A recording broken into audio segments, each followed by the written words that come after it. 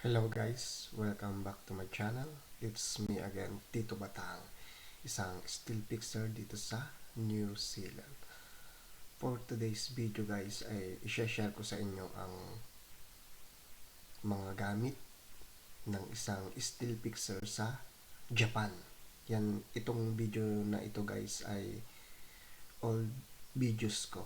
I-share ko lang sa inyo guys. So, sana magustuhan nyo guys.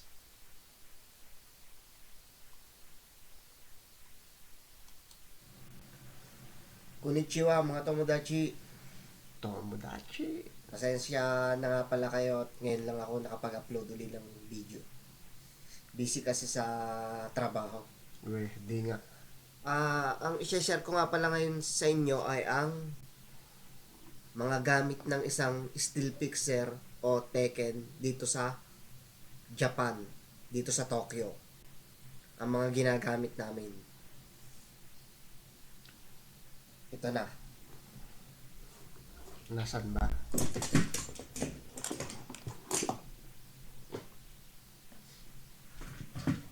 Siyempre, unang-una, ang helmet.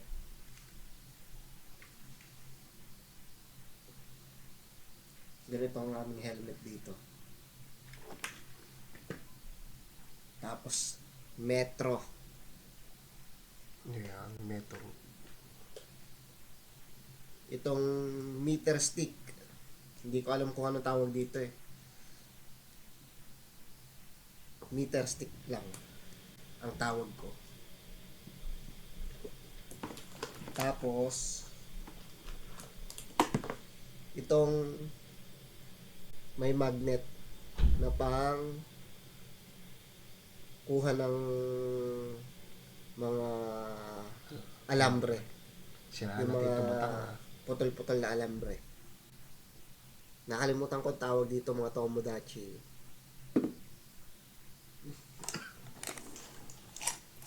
Tapos, cutter.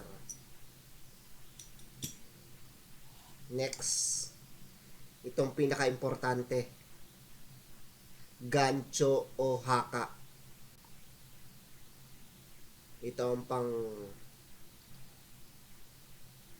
igting ng alambre. Mahal lang ganito mga tomodachi. 10,000 yen o ichimang yen.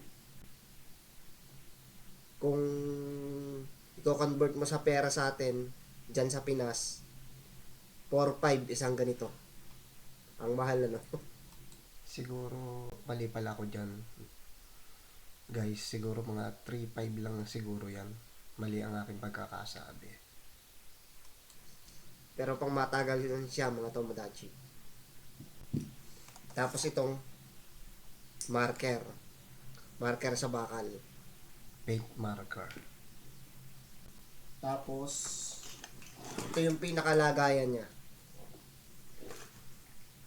Ito mga tomodachi ang pa-birthday sa akin ng aking amo. Lagayan ng haka at saka marker, saka cutter. Mahal din ang ganito mga tomodachi. Ano daw? Ichimang yen din. O 10,000 yen. Tapos ito yung pinaka ano niya, belt. Yan. Mabigat to mga tomodachi. Tapos ito rin isa sa importante, ang sentai. Ito yung pang safety.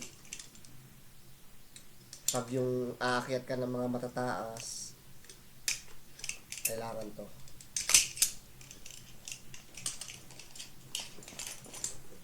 Ito ang aking working gear na mga gamit mga tomodachi.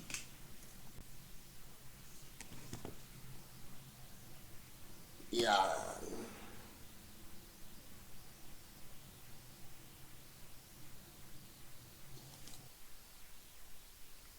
At yan po ang mga gamit ng isang steel fixer o Tekken dyan sa Japan dati nung ako'y nagtatrabaho pa. Sana nagustuhan nyo ang video ito. Ito nga pala si Tito Batang, isang steel fixer dito sa New Zealand naman. So, Please subscribe my channel guys, and like and comment na rin guys kung may mga tanong kayo about sa Japan at dito sa New Zealand.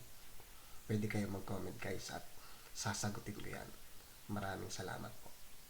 Thanks guys.